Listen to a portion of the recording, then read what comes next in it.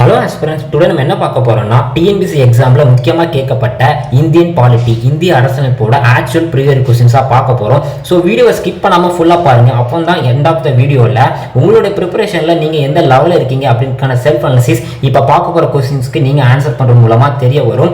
இது part 3. Part 1 part 2 already என்னோட சேனலில் நான் போட்டிருக்கேன். ஸோ நீங்கள் பார்க்கலன்னா அதை பார்த்துட்டு பார்ட் 3 இங்கே கண்டினியூ பண்ணிக்கோங்க. ப்ரீவியஸ் கொஸ்டின்ஸை பற்றி நான் ப்ரீவியஸ் வீடியோவில் நிறையவே போட்டிருப்பேன். என்னன்னா நம்ம ப்ரீவியஸ் கொஸ்டின்ஸை பார்க்காம அதை அனலிசிஸ் பண்ணாமல் நம்ம ஆக்சுவல் எக்ஸாம் அட்டன் பண்ணுறது ரொம்பவே வேஸ்ட். ஏன்னா ப்ரீவியஸ் கொஸ்டின்ஸை பேஸ் பண்ணி தான் நமக்கு இப்போ கரண்டாக நம்ம அட்டன் பண்ண போகிற டிஎன்பிஎஸ்சி குரூப் 4 எக்ஸாமாக இருக்கட்டும், இல்லை எந்த எக்ஸாமாக இருக்கட்டும், அதை பேஸ் பண்ணி தான் இருக்கும். ஸோ நீங்கள் எந்த அளவுக்கு ப்ரீவியஸ் கொஸ்டின்ஸை அகைன் அண்ட் அகைன் நீங்கள் பார்க்குறீங்களோ அந்த அளவுக்கு உங்களோட ப்ரிப்பரேஷனை நீங்கள் எக்ஸாமை கிராக் பண்ணுறதுக்கான பாசிபிலிட்டிஸ் ரொம்பவே அதிகம். ஸோ வாங்க ஃபர்ஸ்ட் கொஸ்டின் பார்க்கலாம். அஸ் யூஷுவல் ஃபர்ஸ்ட் கொஸ்டின் உங்களுக்கான கொஸ்டின் தான். இதுக்கு ஆன்சர் தெரிஞ்சால் மறக்காமல் கமெண்ட் பண்ணுங்க. குடியரசுத் தலைவர் மற்றும் துணை குடியரசுத் தலைவர் நாடாளுமன்ற மேல் சபை உறுப்பினர்கள் டேஷ் முறை மூலம் தேர்ந்தெடுக்கப்படுகின்றனர்.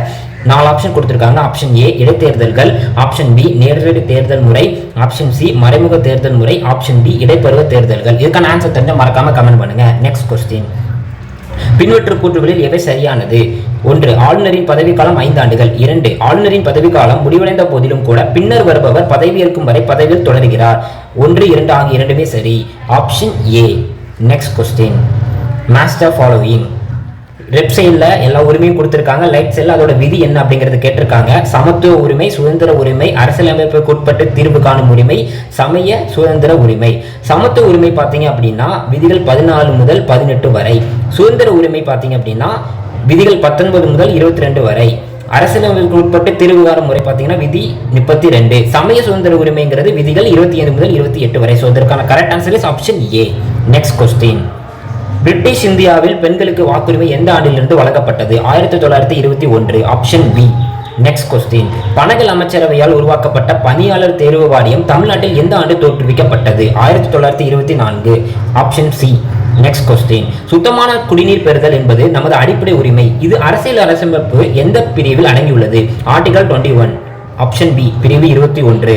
நெக்ஸ்ட் கொஸ்டின், இந்திய கல்வி முறை அடிப்படையில் டேஷ் நிலைகளை கொண்டுள்ளது? 6 நிலைகளை கொண்டுள்ளது. Option B.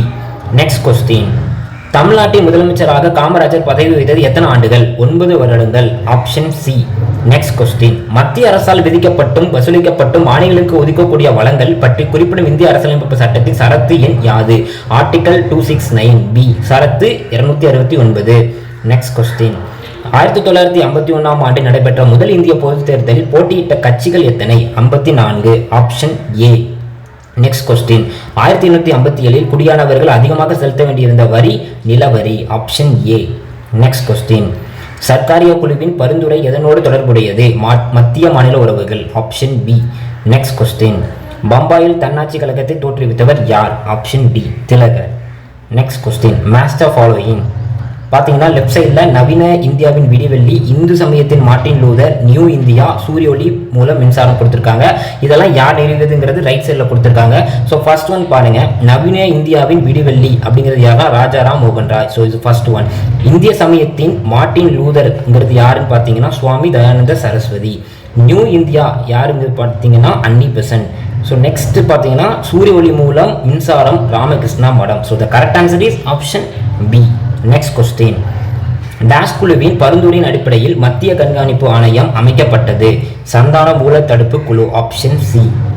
நெக்ஸ்ட் கொஸ்டின், இந்திய உச்ச நீதிமன்ற தலைமை நீதிபதி மற்றும் பிற நீதிபதிகளை நியமிப்பவர் யார்?